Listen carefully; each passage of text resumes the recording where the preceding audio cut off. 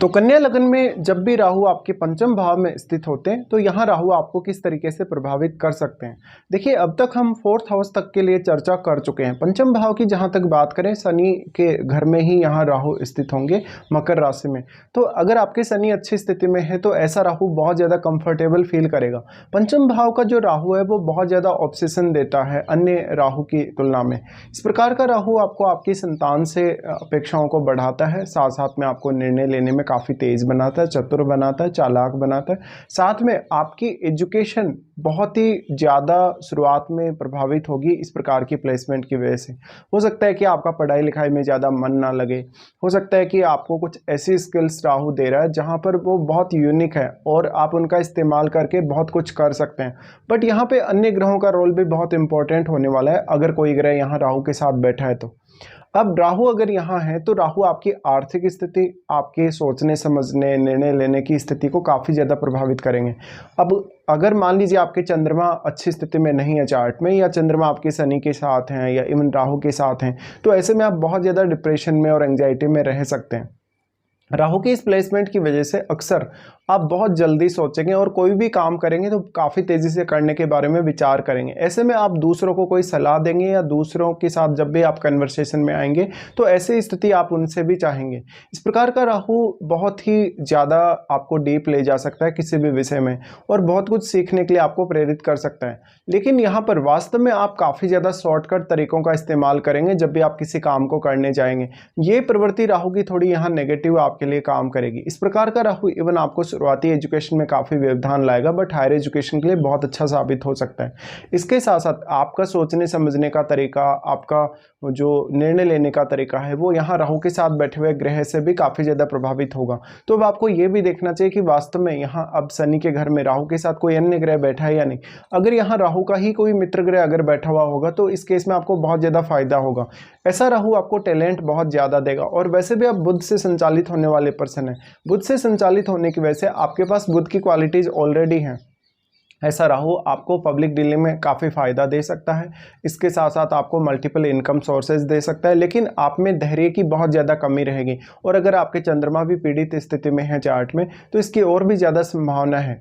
इसके साथ साथ राहु का अगर हम एस्पेक्ट्स के हिसाब से देखेंगे तो राहु सबसे पहले आपके नवम भाव को ही एस्पेक्ट करते हैं। ऐसा राहु आपके फॉरेन टूर या इवन हायर एजुकेशन को लेकर कोई फॉरेन सेटलमेंट या फॉरेन टूर के लिए जिम्मेदार होगा।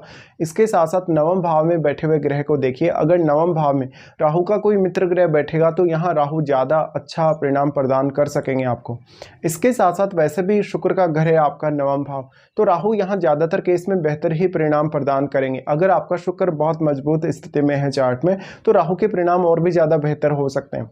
राहु नवम भाव को एस्पेक्ट कर रहे हैं तो ये दूसरे कल्चर के साथ या दूसरे धर्मों के साथ आपको अच्छा एडजस्टमेंट दे सकते हैं। इवन आपको दूर के स्थानों से अच्छा कॉन्टेक्ट दे सकते हैं या अदर स्टेट के लोगों से अच्छा कम्युनिकेशन दे सकते हैं। इसके साथ साथ राहु आपकी जो भी कनेक्टिविटी देंगे, चाहे विदेशी लोगों से या इवन अपने खुद के देश के लोगों से, वहाँ पर आप उनके साथ अपनी बातों को शेयर कर सकेंगे, इवन अपने विचारों को बहुत ही अच्छे से व्यक्त कर सकेंगे। राहु का जो नवम भाव पर एस्पेक्ट है उसकी वजह से आपके लिए विभिन्न प्रकार की विचारधाराओं, धर्मों और संस्कृतियों को आपस में कंपेयर करना बहुत आसान रहेगा और आप अपनी लाइफ में कोई भी स्पेशल पर्पस के लिए जीने वाले होंगे। अब अगर चंद्रमा खराब है आपके चार्ट में तो हो सकता है कि वो आपका पर्पस उस वे में पूरा ना हो जिस वे में आप चाहते हैं। राहु का फिर यहाँ एस्पेक्ट रहेगा अब 11वें भाव पे। 11वें भाव पे राहु का एस्पेक्ट काफ़ी ज़्यादा इंपॉर्टेंट हो जाता है जब इस तरीके से राहु बैठे होते हैं, क्योंकि आपके 11वें भाव में केतु स्थित है और केतु के साथ भी आपके चार्ट में कोई भी ग्रह स्थित हो सकता है। अब राहु और केतु के बीच में 180 डिग्री का एंगल है, इसलिए राहु अपनी एक सीमा तक ही प्रभाव केतु पर डाल सकते हैं। लेकिन अब राहु के साथ बैठे हुए ग्रह का रोल बहुत ज़्यादा यहाँ बढ़ जाएगा, क्योंकि राहु के साथ बैठा हुआ ग्रह राहु की वजह से काफ़ी मल्टीप्लाई हुआ है, उसकी क्वालिटीज़ मल्टीप्लाई हुई है। तो वो ग्रह ने अब आपके पंचम भाव पर प्रभाव डाला और अपनी क्वालिटीज़ आपके पंचम भाव में डिपॉजिट की हैं, और वो ग्रह अपने एस्पेक्ट्स की वजह से यहाँ पे अब केतु को भी काफ़ी ज़्यादा प्रभावित करने की क्षमता रखता है और केतु के साथ बैठे हुए ग्रह को भी। लेकिन अगर मान लीजिए आपके चार्ट में राहु के साथ बैठा हुआ ग्रह केतु या केतु के साथ बैठे हुए ग्रह के साथ मित्रवत है तो यहाँ आपको काफ़ी ज़्यादा फायदा होगा। यहाँ अब राहु का जो एस्पेक्ट है उसकी वजह से आप अगर 11th हाउस से कोई भी प्रकार की बहुत बड़ी अपेक्षा रखेंगे, किसी भी तरीके से आप ब्लाइंडली कोई डिसीजन लेंगे, इल्यूजन में आके कोई भी फैसला करेंगे, तो आपको काफ़ी नुकसान होने के चांसेस बन सकते हैं। इसलिए 11th हाउस से आपको कोई भी प्रकार की अपेक्षा नहीं रखनी चाहिए। ये आपका नेटवर्क है, ऐसा राहु आपके नेटवर्क को बढ़ाने का काम करेगा, लेकिन मोस्टली जो आपके नेटवर्क में लोग होंगे वो आपको उस वे में काम नहीं आएंगे जिस वे में आप चाहते हैं।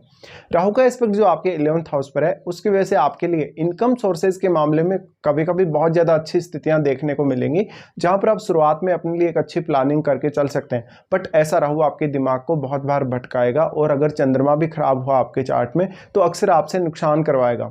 राहु फिर आपके लगन पर दृष्टि डालते हैं, यहाँ राहु सबसे अच्छा प्रभाव देंगे। तो लगन पर अगर राहु दृष्टि डाल रहे हैं तो अब बुध की स्थिति भी आपके चार्ट में बहुत ही ज़्यादा मैटर करेगी।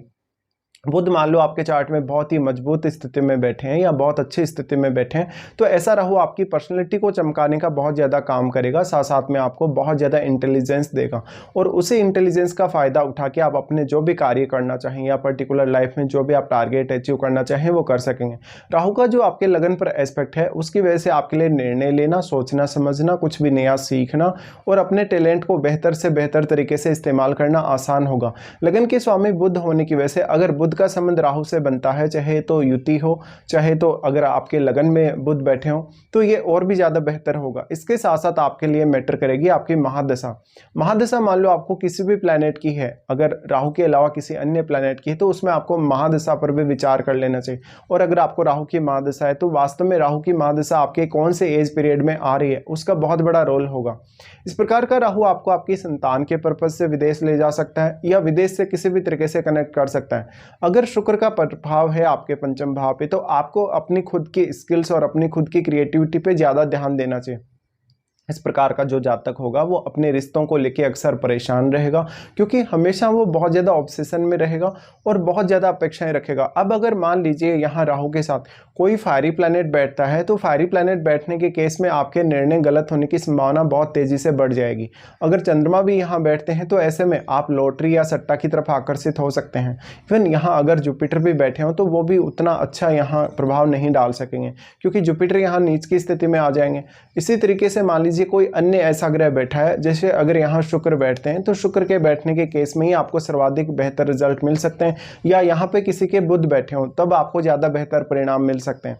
इसके साथ साथ फिर आपको अपनी महादशा पर गौर कर लेना चाहिए और यहाँ पे राहु कितना वास्तव में प्रभाव डाल पा रहे हैं। हो सकता है यहाँ राहु बैठे हैं तो वो 4th हाउस के ज़्यादा क्लोज हों, या वो आपके यहाँ पे 6th हाउस के बहुत ज़्यादा क्लोज हों, ये भी आपको देखना चाहिए। इसके साथ साथ सबसे ज़्यादा यहाँ आपके लिए मैटर करेगा आपका लग्नेश, कि आपका लग्नेश कितना मजबूत है।